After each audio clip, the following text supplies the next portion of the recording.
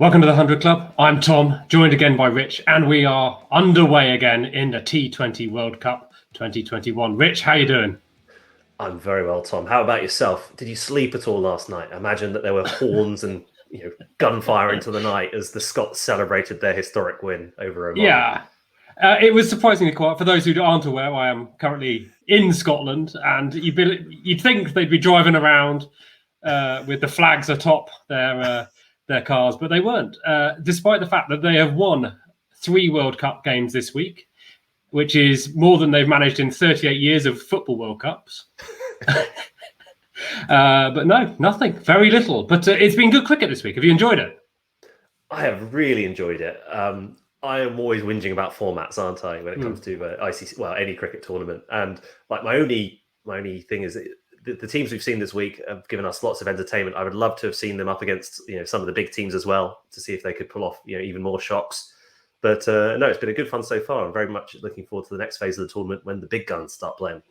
Yeah, so I think we should declare we are recording this as the final game is reaching its conclusion. And that is of the Group A and Group B preceding elements, as it were. But we are in a position now to describe what the Super 12 will look like. And so our final previews and predictions are due. Are you willing to call this as a Sri Lankan victory, given that I am. Yeah. They've just bowled the Dutch out for 44. I am. Do you want a quick stat?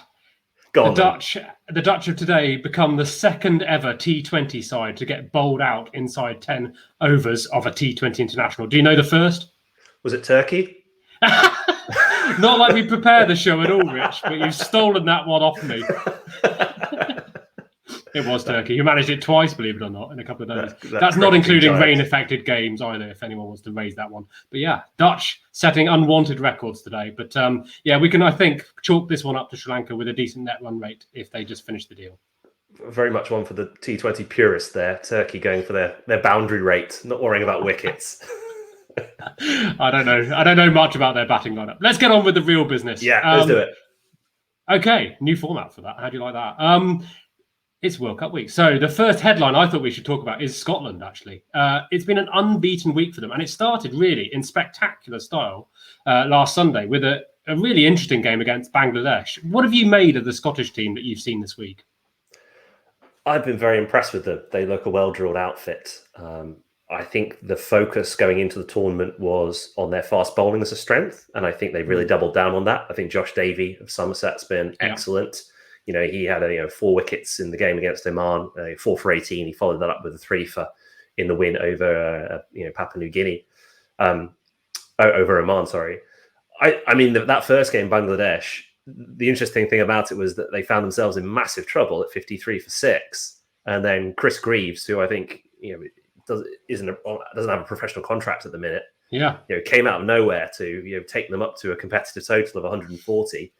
And then they managed to defend it. And again, he bowled well and picked up a couple of wickets. So an unlikely hero there in Chris Greaves.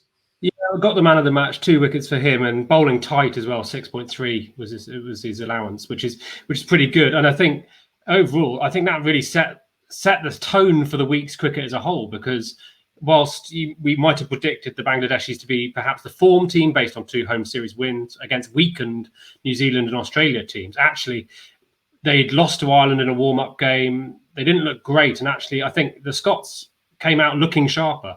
And so it really set that group up for quite an exciting finish, with Bangladesh then coming into form later in the week. That's right. So, I mean, you mentioned Bangladesh there. They reacted with a win over Oman in their second game. But, I mean, that was by no means a foregone conclusion. Again, they batted first that time, got 153. Yeah. But Oman were going pretty well. They were 81 for 2 off 11 overs in that match. And then lost a flurry of wickets as Bangladesh came into it. But 3/4 of the way through, and it looked like Bangladesh were facing elimination. That's when their big guns stepped up. So you had Mustafizur picked up 4 for Shakib. Has been good throughout. He's leading wicket taker in the tournament so far. Yeah, he is.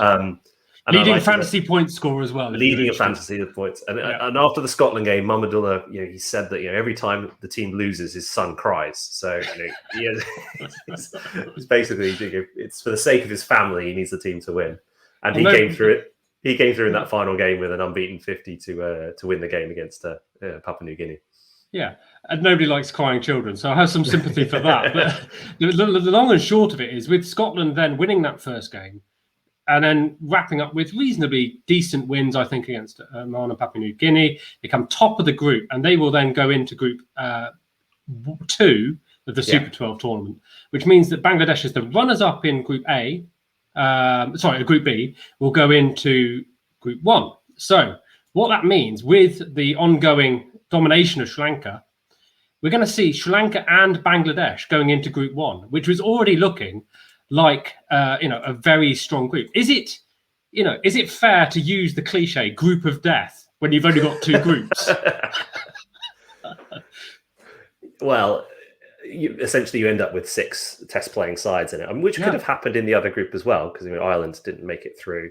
We'll touch on that in a minute, but I'm not sure. I think the T20 competitions, every team has a chance. I wouldn't necessarily say it's that much stronger than Group 2. Okay. Well, we'll have a look at those Super 12 groups in a minute, but I'm going to switch far. I'm currently on my Innocent Guns Scottish lager. Just one moment. I'll just trade now for my Lion brand Sri Lankan lager to talk about Group A. And the Sri Lankans. Do we have a beer sponsor, Tom? We don't, but if anyone would like to sponsor me, I mean, beer is a good choice. It being, I'm not actually going to say what time of day it is. It's a reasonable time. It's 5 o'clock somewhere. Yes, yeah, exactly. Let's talk about Sri Lanka a bit and how they've got on, and what has impressed you about the Sri Lankan team, who are fairly dominating Group A. The fast bowling, really. Not something you necessarily associate with Sri Lanka a lot, and perhaps haven't watched them as much in recent years as others have. I've been really impressed by the trio of Karunaratne, Chimera, and Kumara, up top. Regularly exceeding 140 Ks, touching on 90 miles an hour, and a real find for the Sri Lankans, because if you've got pace in this format, then that allows you to then go pace off. I think it's a tremendous boon for them. Yeah, it has been, and for me, I love the spinners as well. Hasaranga, I think, has bowled beautifully. Googlies, and the mystery spin as well. But that bowling attack has done a controlling piece on what I think we're going to see throughout the tournament, which is a domination of low and slow pitches. And we're seeing it today with them bowling out the Netherlands for 44. That pitch is like bowling on a crash mat. They will bowl in Sharjah today, and they will face that Sharjah pitch again 3 times during the Super 12. Is that an advantage for them, getting that sort of insight now? Yeah, I think so. I mean, don't forget that a lot of players coming to the tournament will have played on these grounds in the IPL as well, so they'll have that experience too. But Sharjah is a different proposition. We saw low scores in the IPL. That seems to have continued on in the World Cup as well. So that ability to restrict is critical. And then the other thing that happens with Sharjah is that the power play becomes vital, because it's going to be very difficult with men out and pace off. Ireland went very hard today in the power play against Namibia. We'll touch that. They were sort of 55 for none off 6, and then only got themselves up to 126. So it looks like in that you really need to make the most of the power play up front in Sharjah, and then you can restrict. And I think Sri Lanka, having played the games there, it will be an advantage. Yeah. It was definitely a factor in the IPL. I think the Sharjah slowdown, they were calling it, as the game goes on.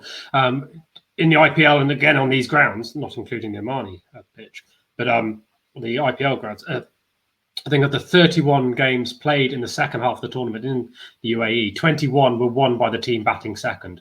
There's an advantage to be had with that, I think, we're seeing on these pitches. So let's talk about the Namibians and the match today. I don't have a Windhoek lager ready to go, I'm afraid. For the sake of broadcasting credibility. But, I mean, they looked good. They looked really good in today's win.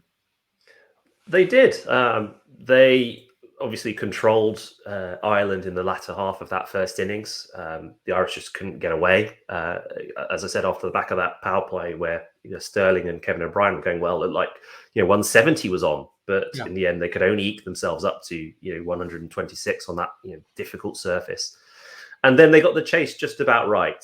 You had Gerhard Erasmus steered them home with a unbeaten 50. But the ace up their sleeve is David Wiese coming in at number 4 for them. He had a big knock in their previous win against the Dutch, where he had 60 odd or 40 balls to win the game.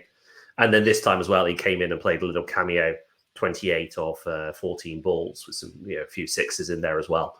So they did the chase pretty well. There was one moment, I don't know if you saw it with Erasmus. Did you see that? When they're hitting the wicket, absolutely leathered the wicket. It wasn't even close.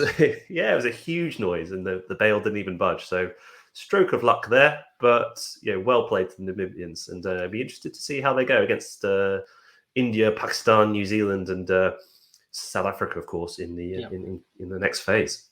Oh, local derby, the Namibians versus South Africans. Yeah.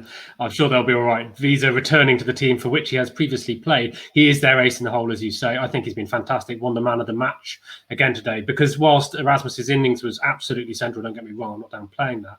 Actually, it was they were in danger of just falling off a rate that they needed. So kudos to him and his performances over the last couple of games. We should also mention the other teams that have featured through the week. I think it's fair to say the Irish and the Dutch have disappointed to a degree. They'll come back, I'm sure. But anything for them to sort of look to the future from what you've seen? So I think the Irish have had the moment of the tournament so far in that the Curtis Campher's 4 and 4 balls against the Dutch. And it was a fabulous performance from him throughout the tournament as well. Yeah. He's played well. Yeah, his route into the Irish side is interesting. He was playing a representative game against an Irish touring side in South Africa, and as he ran into bowl, he whispered to Nan O'Brien, stood at the non-striker's end. I've got a passport, by the way. That led to the Irish sort of getting him into their system. It was a proper 4 and 4 as well, Tom. It wasn't just sort of being caught on the boundary. It was a caught behind, LBW, then a clean bowled. So I think he's been a sort of standout star for them.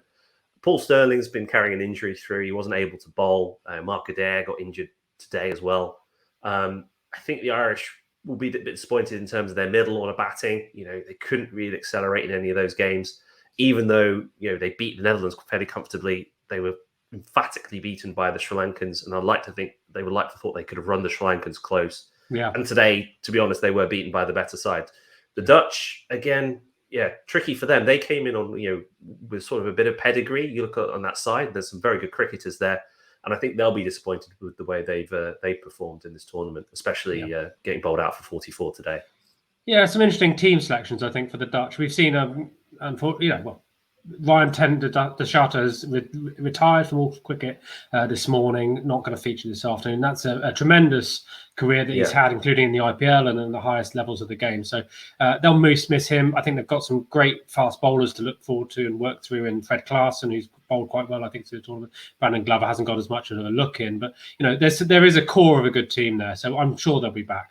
And we should also mention the other two teams in the associate ranks who played their part this week in Oman and Papua New Guinea, both of which I think have been, as always with associate cricket, increasingly impressed by. They've developed further. The Omani cricket team playing at home enjoyed good support. They absolutely, and Jatinder Singh, I think they've got a good batsman who put on some decent runs.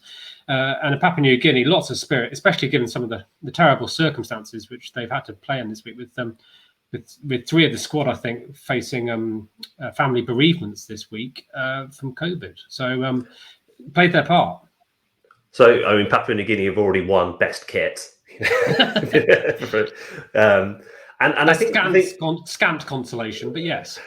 I would say with both of them is that they both had moments in games. So Nomani's were going well against Bangladesh in that match I talked about. PNG against Oman in that opener. They looked good in the chase when they had when they were batting first. When Vala and Amini were going well in that partnership. So they've had sort of moments, glimpses where you can see that they've got the makings of a good side. They just couldn't piece it together for a full 40 overs to sort of get a victory. Yeah. Well, at least PNG, obviously Oman got that opening one against PNG. But I think what they need is more cricket, right? And they need more cricket at a higher level. So bit more experience, bit more worldliness in the game. But they'll be back. Okay, Rich, let's move to the main event. The Super 12. Drum roll, please. I won't insert that later. But good effort. Okay, Super 12 coming. I thought what we'd look at is actually the first few days of games, because we're going to be back on air, Rich. We're going to be covering some of this stuff as it goes on through the tournament. But we can sort of deduce from the first few games which these groups look like now. So Group 1 opens us up with the first 3 games. And wow, what a first three games we've got. Australia, South Africa, opening up at 11 o'clock on Saturday, tomorrow. That is UK time. So if you're in the subcontinent, add 5 hours, that's great. And then England, West Indies. What a game. Can't wait. What are you hoping to see from those teams? And what do you think of Group 1 as a whole, now we know who's in it? So I think whenever I think of Australia, South Africa in a world tournament, I always think back to the '99 World Cup and those couple of classic matches they played there. Yeah. You know, the famous "you've just dropped the World Cup" moment. You know, with Herschel Gibbs, halfway through, and then the Alan Donald run out. So there's just something about it when Australia and South Africa meet in tournaments. I'm quite looking forward to seeing Rabada against Maxwell in this one. You know, they both impressed in the IPL. Rabada's got the better of him. He's dismissed Maxwell 3 times in T20s in just 27 balls. But I think those are sort of form players coming into this one. So excited to see how that goes. And of course, Tabraiz Shamsi, who's 37 wickets since the start of 2020 is more than anyone else in T20 internationals. So I think those are some of the things I'm looking forward to there. England, West Indies. Tom, they've played 5 times in global tournaments. How many times have England beaten the West Indies? Once? I don't know. Go once. Zero. They never have. Oh. So I think they met in 2007, 2009, 2012, lost. And then, of course, they met twice in 2016 and lost twice to them. So England do have a better record in Dubai, 4 wins, 2 losses, whereas the West Indies have played 0, lost 2. But West Indies have the hoodoo over England when it comes to T20 tournaments? Well, I mean, have we learned anything from the warm-up games this week? And I know there have been a number going on. I focused on the England warm-up games. We've seen them play India and New Zealand, losing to India by 6 wickets, I think, beating New Zealand by about 13, bowling them out. Have we learned anything from those games that might give us a steer? In a word, no. No. All right. You're not happy that Joss Buttler is, hitting the ball well?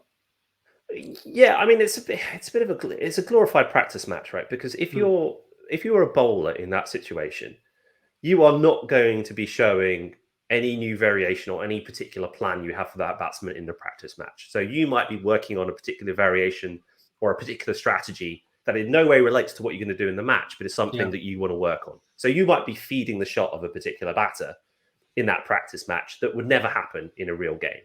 And vice versa, batters might be working on something different. So I think the sensible teams use that to test different strategies, but I don't think you can read much into the outcome of those practice matches. All right, that's me told. Okay, let's have a look at the first couple of games from Group 2. And I've given you the Sunday afternoon game, India-Pakistan, just a minor affair. And then the big ticket, Afghanistan-Scotland, Monday afternoon. No, the other 2 teams in the group, of course, are New Zealand and Namibia. The reason why I haven't listed that is because actually they play other games and it's out of sequence, as it were, on Tuesday and Wednesday, respectively. So this takes us to the end of Monday and the first 3 days of the tournament. India-Pakistan. Wow. What are we going to expect to see? Prime time, Sunday afternoon. Intriguing, isn't it? India have a great record against Pakistan in major tournaments and sort of had the hoodoo over them. Never lost to them. Drawn once, I think, which they won on the bowl out or whatever it was called in 2007. Yeah. So on that basis, you look at India and also you've just had the IPL in the UAE, so the players come in, a lot of experience. On the flip side of that, Pakistan, UAE is their second home. A lot of these guys know at the back of their hand. I think the stadium will be sort of 50-50. It'll be an incredible atmosphere in there.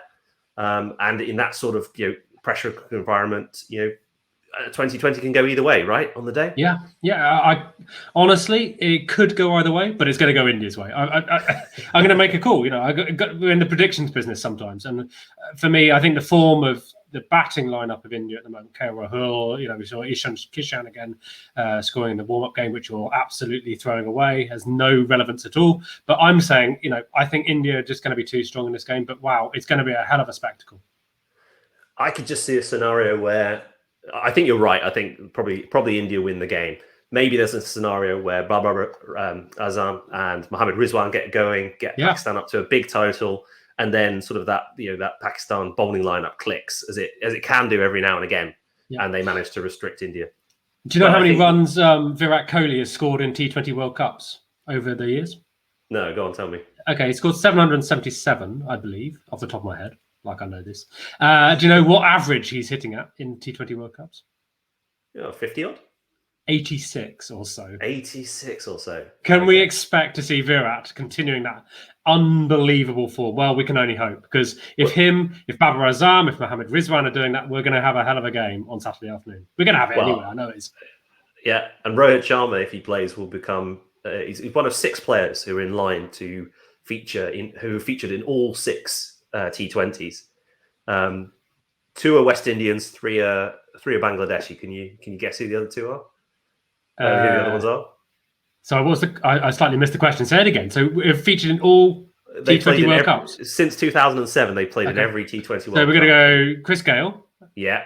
How many West Indians am I looking for? There's Kieran 2. Pollard? No, Dwayne Bravo. And then the 3 Bangladeshis are, of course, Shakib, Mushfiqur Rahim, and Mahmudullah. So a select company. It's not unusual for a player to have played in every single edition of the World Cup. Cool. That's 6. And clearly, Afghanistan, Scotland, again, an interesting game, as I think you put it. Well, is there a scope for shock? Yeah, absolutely. Okay. I don't think that Scotland will be taking the attitude of, we've achieved what we set out to achieve in getting into the Group 2. I think they'll be setting out to take a scalp of a test-playing nation. In Brad Wheel and Josh Davey up front, they have 2 very experienced white ball bowlers who can give them a very good platform. And then in Kurtzer, Barrington, Matt Cross, Munsey, they've got a very good top 4 as well, who can go well in white ball cricket. So I think that it's going to be tricky for them, but I think if on their day they could get a win in this group, maybe 2. Okay. I don't doubt you. I mean, the one thing we know from World Cups is there's always a shock, and it's coming. We just don't know quite who's gonna get it at the moment. So, okay, any changes to your tournament predictions overall? Clearly, we haven't mentioned New Zealand and Namibia, as I say in detail there. They'll come, and we'll catch that in a later show. But big weekend predictions. Well, I'll go for the tournament rather than the weekend predictions, because I think it will balance out. I think that England and the West Indies will qualify from their group, and I think that India and New Zealand will qualify from their side of the draw. The thing I'm looking for was in the England lineup. Does David Malan play? I think it's very difficult to fit Malan, Moeen, and Owen Morgan in, because the side he's got about 3. He's got about 3. I know he is. You've got the guy who was batting for the team who won the IPL. He was batting at 3 or 4. Moeen Ali, he'll also bowl you 4 overs of decent spin. They have to look at the form in the UAE. They have to play Moeen. There's space for both. There's space for both in my lineup. Anyway, more importantly, so you're saying those teams are going through. I'm going to put it out there right now. I think India are going to win the tournament. Is that too much? Well, we'll see, because I think actually they face a really stiff test on Sunday. Yeah, huge call going for the bookies' favourite. Well done, are they the bookies' favourite? Well, bookies tend to reflect a little bit who's backing them most, and they do have a big fan base. I would have personally said the world, the number 1 ranked team in the world might be favourites in England, but there you go. Yeah. I think India are the bookies' favourites at the minute. I think that I don't have to go different to you. So I just said I'm going to go with the Windies, getting the band back together. It's the last tournament for a lot of those guys. But I think there's so much experience in there. And as we saw in the IPL, sometimes experience is the key to winning these tournaments. Great. Well, we will soon see how this tournament starts. And I no doubt will be proved roundly incorrect. That's just what we do. That's fine. There's plenty of other cricket going on, of course, and we're loving the Women's Big Bash League at the moment. I'm not going to shoehorn it in at the end of what is essentially a World Cup preview, but that tournament will continue through to the 27th of November. So there is plenty of cricket to be enjoyed for the Women's Big Bash League. We will catch it on the far side of the World Cup once that is finished as well. Maybe we'll maybe do a dedicated show on the WBL. I think we need to, because there's been some great stuff this week. We've seen Rachel Priest hitting a century. We've seen Tyler McGrath continuing a great form, and it's a really open competition, but it's very much in its early stages, and they've had a bit of a break this week as they've moved ground within Tasmania, but moved ground. So there's plenty more there. We'll keep an eye on it, but we'll be back again to talk about the Women's Big Bash League. Say that quickly. All right. Okay.